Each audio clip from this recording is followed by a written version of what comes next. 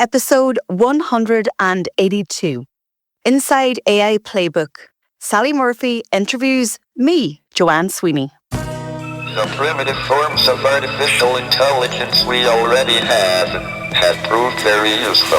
AI is a golden opportunity.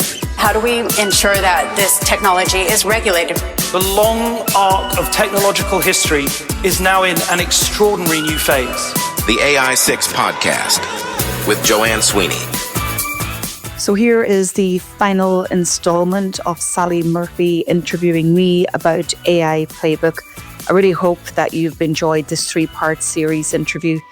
I really put it all on the table, but Sally, as you will agree, is a phenomenal interviewer. Enjoy. I studied at Harvard University recently I studied with Marshall Gans and I studied public narrative. And my course was online, right? So I didn't have that experience of being on campus, and it's something I'd love to do. But one of the things that Marshall Gans in Harvard talks about is, he says that in order for people to be moved to take action, 2 things must be present. There must be urgency, a sense of urgency. And there is a sense of urgency all around us at the minute. We are living in a geopolitical perma-crisis. There is urgency around communications, around AI, around the environment. Everywhere we look, there's urgency. Added to that, we're distracted, we're overwhelmed, there's content shock, all of these things. It's worrying, right? So there's a lot of urgency.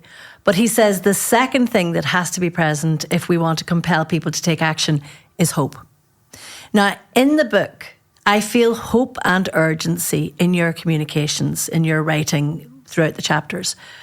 But in that chapter, my hope got a bit shook again because I thought, and I want to ask you, how can we dispel the fear that we understandably have around AI? I'm going to try and not give you too many questions here.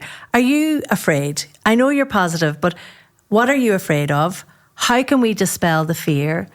And where is the hope?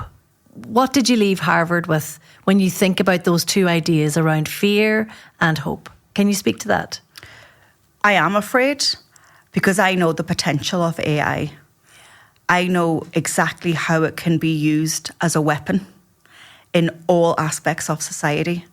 And I am afraid that if I do not mobilise my community, that we are not going to have the communicators who, as you know, Sally, are the people who write the speeches in government, who read the news bulletins, who write the books, who do the research. If we don't empower and arm the communications professionals with the knowledge, and if they do not answer that call to arms, then I am fearful. My hope lies in that AI is about communication and not about coding. You say that in the book. It's one of your big takeaways, isn't it? Because you have to communicate with bots, you have to communicate with stakeholders, you have to communicate how you're using it, have explainability. And the legislation and the investment that governments right around the world, and I have all of those listed in the book, that are putting into AI is offering people that opportunity. But they need to step over the fear. They need to trust themselves. And let me just say this to people, and this is what I want people to walk away with, and it's really simple. AI plus me is better. Right. AI on its own is not better. I bring 25 years of lived experience, communications practice. I understand nuance when I walk into a room. Before anyone opens their mouth, I can feel the energy, right? I can look at their body language. I can see how they're looking at me. They know why we're here, but they're not really sure about me, okay? And I can navigate that. And by the end, more often than not, I'll have them on side and they will feel empowered. AI cannot do that. We need the human to be driving the bots and not the other way around. So if we all don't get on this bus, right, that bus is going to leave without us, and it's going to take a route that none of us want to go down. And you add the power of AI into the political systems, into other systems into criminality, I mean, it's just a gift for the criminals and for, cyber criminals in particular. So AI plus me is better. We're bringing humanity, and I say in the book, humanity must reign supreme. We need to live. I dedicated the book to Maisie and Henry, my grandchildren, and I say that I hope AI gives them a world that is better than now. It will only be better if we all engage and empower ourselves and be on the side of good. It sounds very simplistic, but knowing what I know about the potential and the power of AI, I think that's what's needed. And in Harvard, we asked the big questions. We said, what about the data centers? What about the environmental impact? What about, more water for AI than for houses and for people? We asked them about whose responsibility is it? And the bottom line is, it's all of society. Legislation will only get you so far. We need educators on board. We need schools. We need parents. We need us as individuals to be responsible and responsibly use AI. And we need journalists to tell the story and to communicate. So this is an all of society response. And we need the money to be directed in the right way. Right now, AI is in the hands of this number of companies on my two hands. They are controlling the trajectory of it. And so we need to, in some way, take back that control for the greater good, because companies are driven by commerce, right? They have common good policies, but we need to make sure that AI is in the right hands. So I'm scared, but I'm hopeful, but we need to mobilise.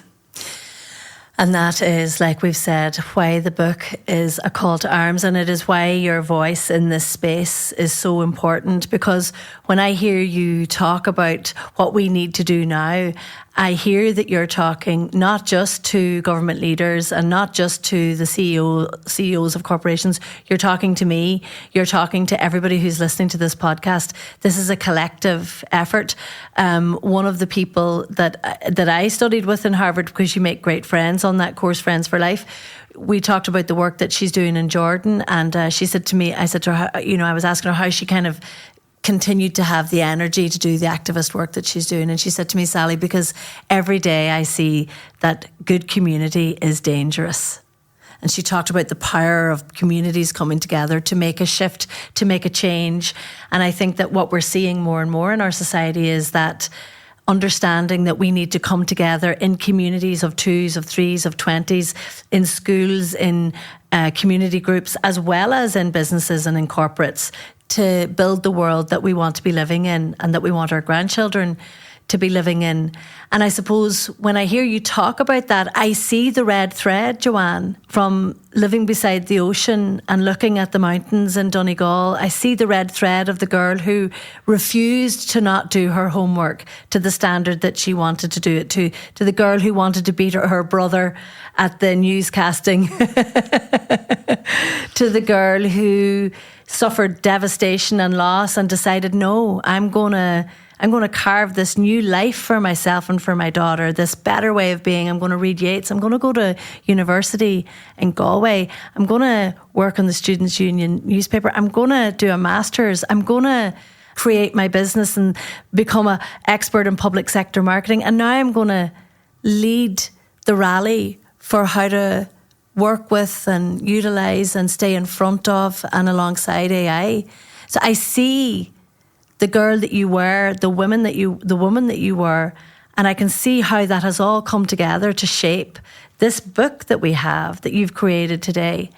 And all of that heart and soul and that rigour and that passion and that determination, that intellect, that wisdom, that heart, that humour, that honesty, all of that was given to you in the west coast of Donegal, with the family that you grew up with the teachers and the mentors and the community and the friends that helped you along the way. That is now what you're giving back to us. That's the richness of your experience. And indeed, you say in your book, I bet I've lived more life than ChatGPT. Yeah, I have. And that's the point. ChatGPT predicts the next word. Did the cat sit in the mat? or did the cat sit on the bag? The probability is that the cat sat on the mat. It's mathematics. Yeah.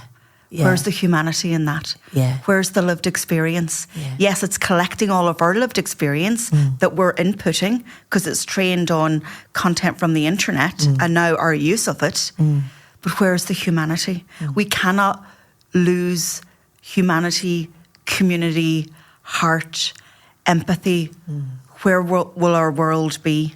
So it's humans and bots, but for humanity to reign supreme. That's the goal. You've written the book on AI, and I was thinking about this when I was reading it, right? I was like, well, what does she do now?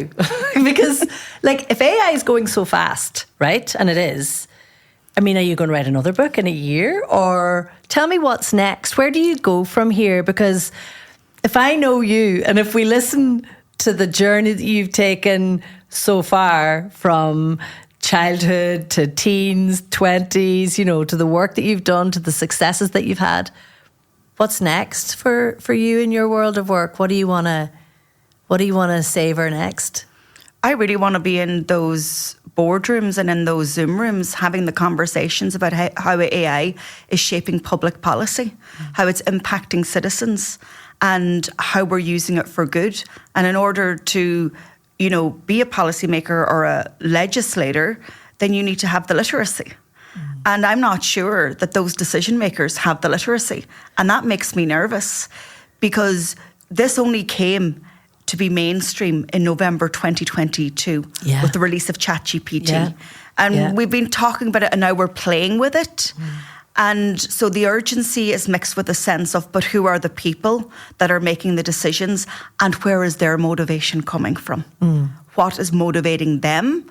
I'm motivated by public good. I was a journalist. I went into journalism because I wanted to tell the stories of real people who needed to be seen and to be heard. Interestingly, I jumped the fence and now I advise into government and communications, and I'm encouraging them to be better communicators. And now I'm saying, now you've got to use AI. So I really want to be at the heart of shaping policy for public good and making sure that people are making the right decisions, but also asking the right questions. And I commit to staying ahead of the curve as long as it keeps evolving. But I would say that the book was written in the knowledge that AI is changing so fast that the book could be obsolete in 7 days. It's a framework. The book will not be outdated. The tools and the technology will change and expand. But certainly I'll do updated editions. But I don't know, watch this space. I need to go back and make new dreams, Sally. I wouldn't be surprised if I see you continuing on your academic pathway. I mean, I won't be surprised if I see you going back to Harvard. I suppose what I feel about the book is whatever happens in a year or 2 years or 5 years, it's the book that I need for now. Because in a sea of information, like I said at the start, I needed someone to come along and to take me by the hand and to say to me, it's okay, let's do these things and let me show you this. And if we start here, we're going to be able to get to the next place. It was an invitation and for me to kind of get on the bus. Also, and this is a little bit uncomfortable for me, you know, now that I know what I know from having read the book, I can't unknow it. Good. So it would be remiss of me as a businesswoman and as a citizen of the world, as a mother, as a person who cares about humanity and loves storytelling. It would be remiss of me not to take your advice. And I have no doubt that people who pick up this book are going to be altered by it. I suppose, in closing, what is it that you want people to ultimately take away from this book? And what is the spark that if they were to remember nothing else, that they put down that book and they were able to hold something close to them? What is that thing for you? What do you want to give people ultimately with your wonderful book? I would say that your place in the world is secure because what you bring to the AI era is intuitiveness and instinct for the profession that you've been working in for how many years. And what you need to do is you also need to coach not only the AI assistants, but the next generation who are maybe AI first, and they are coming to AI without that intuitiveness and all of that lived experience. So just remember, AI plus me is better, and your place is so important. So please take up my call to arms and be on the side of the army of AI for good.